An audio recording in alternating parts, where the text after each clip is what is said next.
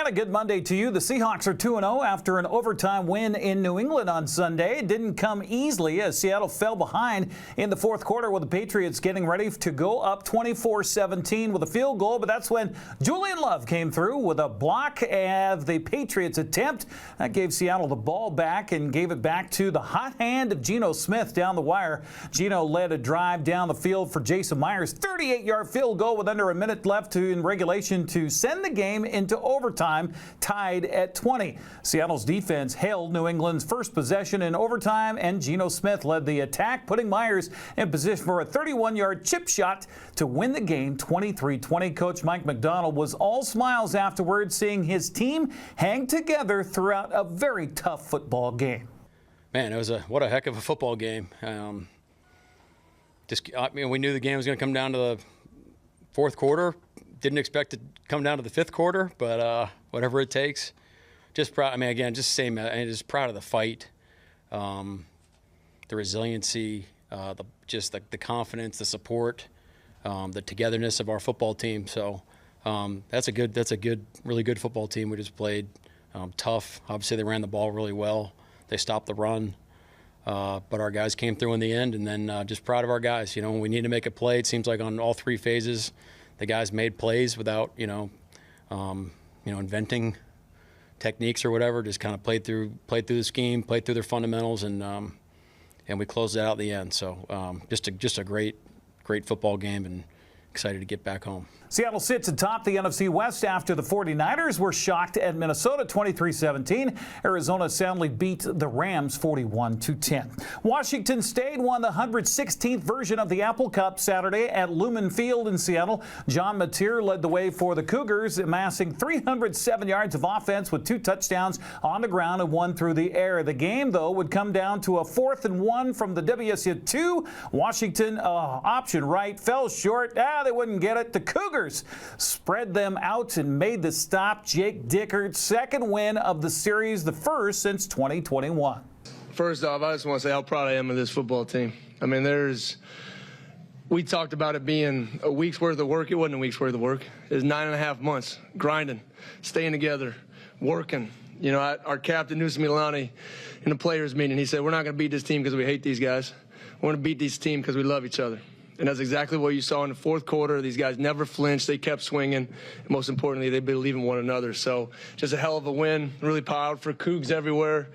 To come on this neutral field, it's just awesome. Congrats to the Cougs. They are 3-0. The Mariners took 3 of 4 from Texas over the weekend, including a 1-hit shutout by George Kirby and a couple of relievers on Sunday. Seattle pounded out 14 hits in the 7-0 victory, including homers by Mitch Garver and Randy Arozarena. Garver, high out to left center. Does it have enough on it at the wall? Yes, is the answer. Mitch Garver just posted a 3-run jack, and the Mariners have taken an early lead. Fly ball, pasted, left field, and it almost goes to the upper deck. The 4th consecutive 2020 campaign for Randy Arozarena. Seattle kept pace with Houston as the Astros beat the Angels Sunday 6-4. The White Sox edged the A's 4-3. Seattle's chances in the wildcard race are much better after the Twins lost 2 of 3 to the Reds over the weekend. Mariners and Tigers are now both 2.5 games back at 77 and 73 after the weekend. Eastmont dropped the home opener on Friday night here on the NCWLIFE channel. Post Falls came to town and made just enough plays to win 14-7. Wildcats had 4 interceptions in the game, turning only 1 of which into points. The Wildcats also hampered by penalties, 12 for 90 yards in the contest. Wenatchee also lost its home opener Friday, falling to Mount Si 44-21. Moses Lake improved to 1-1 with a 30-23 win over North Creek. Cashmere raced out to a 34-0 lead at the end of the first quarter Woodward never looked back, winning its home opener Friday over Cowan Benton 68-0. Zilla and Royal also big winners on Friday. Ephrata took the Battle of the Basin over Quincy 33-zip. Sealy, East Valley, and Toppenish also winners. It was the first time for Toppenish to beat Prosser, by the way, since 1988. Omak dropped the to 0-2 on the season with a 48-20 loss to Meridian. Chelan edged Brewster 14-12. 2B football winners included Tico, Rosalia, Reardon, Okanagan, Lynn, Ritzville, Sprague, and Tonasket. For the 1Bs, Odessa, Soap Lake, and DeSales were clear winners.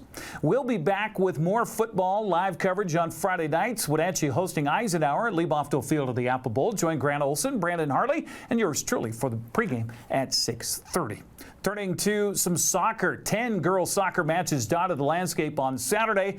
Meade doubled up Eastmont 4-2. Glacier Peak got by Wenatchee 2-1. Othello and Quincy played to a 0-0 tie. Toppenish upended Cascade 3-2. Bush clobbered Chelan. Other winners included Liberty Bell, Davenport, Pateris, Lakeside, and Napa Vine. Brewster, Curlew, Tonasket, and Omak were head-to-head winners in prep volleyball Saturday. Davis surprised Wenatchee in the championship game of the Sundome Volleyball Festival. Manson took the small team title with a 25-8 win over Stevenson. NCWLIFE slated to be at Wenatchee High School tomorrow night for the Panthers and West Valley Rams and Big Nine Volleyball. Join yours truly with the pregame a little bit before 7 o'clock. That's a look at sports news. Have a happy Monday.